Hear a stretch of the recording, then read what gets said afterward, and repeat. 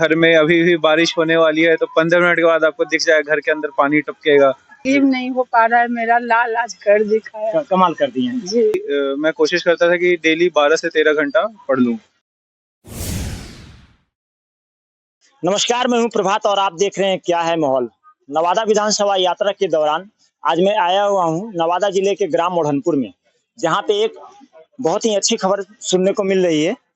नवादा के लाल ने कमाल कर दिया। मैं बात कर रहा हूं उस शख्स की जो इस साल यूपीएससी के परीक्षा में अपना सर्वोत्तम रैंक प्राप्त किए हैं। केशव राज नाम उनका हुआ, जो कि नवादा जिले से ओढ़नपुर ग्राम से बिलोंग करते हैं।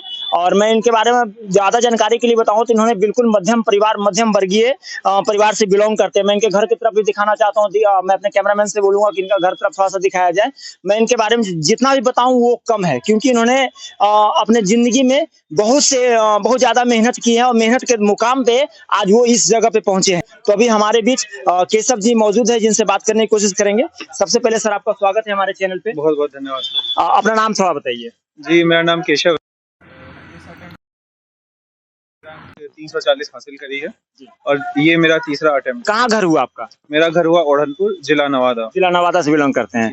नवादा के बच्चों को क्या संदेश आप देना चाहते हैं? सबसे पहले आप ये बताइए।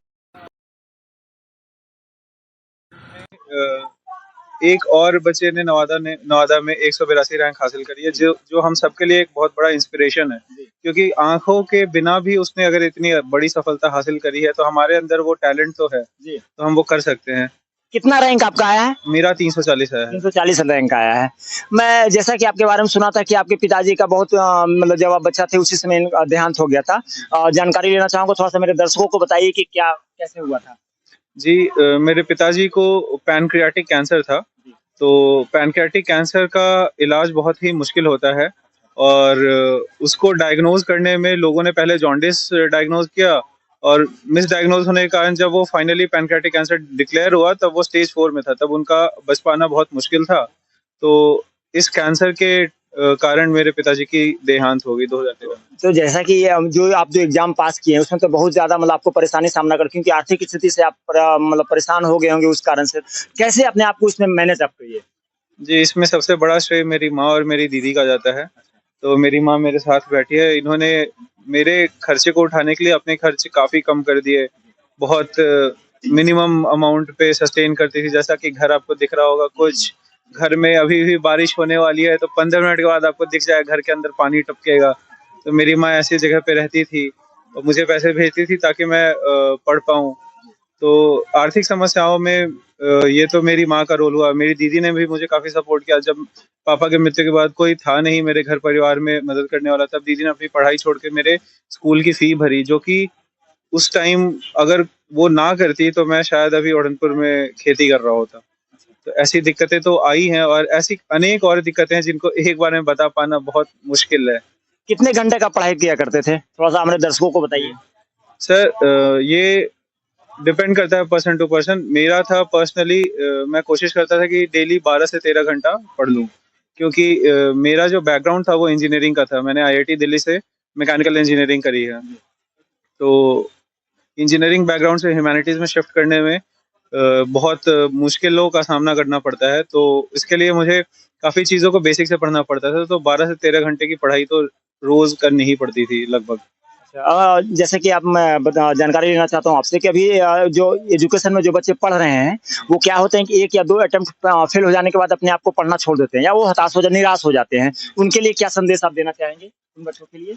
जी, ये तो सब बच्चों की अपनी पर्सनल सिचुएशन पे डिपेंड करता है। अगर उनके सिचुएशन उन्हें 2 अटेम्प्ट तक देने पर ही मजबूर कर रहे हैं तो वो उतने पे रुक जाएं।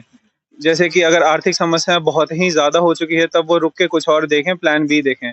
पर अगर आपके पास सारी सुविधाएं मौजूद हैं, अगर आप कर सकते हैं और आप अगर करना चाहते हैं, ये सबसे बड़ा सवाल है, अगर आप करना चाहते हैं तब आपको ये देखना पड़ेगा कि आपके नंबर कहाँ कट रहे हैं। आप उन चीज़ों को देखिए, टारगेटेड अपना एफर्ट डालिए। आपको जिन चीज़ों में दिक्कत आ रही है आप उन चीज़ों को सुधारिए, क्योंकि आपका ये एग्ज़ाम आपको ये एग्ज़ाम क्लियर करना है। आपको इसमें मास्टरी हासिल नहीं करनी है सारी चीज़ों में। तो एग्ज़ाम क्लियर करने के लिए बहुत ही स्पेसिफिक रिक्वायरमेंट्स पे काम करना पड़ता है और उन रिक्वायरमेंट्स को आपको समझना पड़ेगा। तो 2 अटेम्प्ट में अगर आप फेल हो रहे हो तो आप ये देखो कि आपकी दिक्कत किस में आ रही है। अगर प्री में आ रही है तो प्री में भी देखिए कि आपको सीसैट में दिक्कत आ रही है, जीएस में आ रही है तो आप उनमें फिर प्रॉपर स्ट्रैटेजी आप देखिए कि आप उनको कैसे करेंगे। सीसैट की भी वैसे ही, फिर वैसे ही मेंस और इंटरव्यू की। तो आप इस तरीके से टारगेटेड अपना अप्रोच रखिए जिससे कि अपनी क्लैरिटी बिल्ड करिए आपकी, आपको करना किस तरीके से। बिना उसके ये तो मैराथन है, मैराथन में आप कितना बिना स्ट्रैटेजी के नहीं दौड़ सकते। तो स्ट्रैटेजी बनाइए आप पहले। अभी हमारे साथ इनके माताजी भी मौजूद हैं जिनसे बात करने की कोशिश करेंगे। सबसे पहले आपको मैं प्रणाम करते हैं। कैसा लग रहा है आपको? बहुत ही खुशी हो रही है, बिलीव नहीं हो पा रहा है, मेरा लाल आज कर दिखाया। कमाल कर दिए हैं जी। बिल्कुल, एक नवादा वालों के लिए गर्व की बात है, क्योंकि ये आपके लिए गर्व की बात नहीं है, पूरे नवादा के गर्व की बात है कि उनके जिला के, उनके घर का एक लड़का इतना बड़ा एग्जाम में क्लियर किया है। तो जैसा कि बता रहे थे केशव जी की बहुत सारे परेशानियों का आप सामना करके इनको आपने पढ़ाया है, कुछ बातें जो आपको याद करना चाहते हैं? क्या ही कहूँ सर, उस समय जब से इसके फादर का डेथ हुआ उसके बाद से बहुत ज्यादा ही मुश्किल का सामना करना पड़ा, क्योंकि ओल्ड एज के इसके दादा दादी भी थे, उनको भी संभालना होता था मुझे। और मेरी बड़ी वाली लड़की अपना जॉब, पढ़ाई छोड़ के जॉब करने लगी इसके लिए, और इसका सारा खर्चा वही करती थी। मैं गांव पे रह के अपने सास ससुर के सेवा करती थी। उन लोगों को संभाला, बहुत ही मुश्किल दौर से हम लोग गुजरे। उसके बावजूद भी अपना हौसला नहीं हारा, अपना आगे कोशिश करते रहा, लेकिन आज इस मुकाम पे पहुंचा है कि सारे गांव वालों को भी, सबको इतनी खुशी दी, गर्व हो रहा है कि मेरे लाल ने आज कमाल कर दिया। बहुत ही खुशी हो रही है, बहुत ज्यादा कह नहीं सकते हैं। अच्छा, और भी कुछ लोग हैं जो बच्चे हैं जो आपको देख रहे हैं, वो भी आपसे कुछ अगर सीखना चाहते हैं तो उनके लिए कुछ बोलना चाहेंगे? सारे बच्चों को यही कहेंगे कि बेटा जो भी हो तुम लोग मेहनत करो, हौसला कभी मत हारना।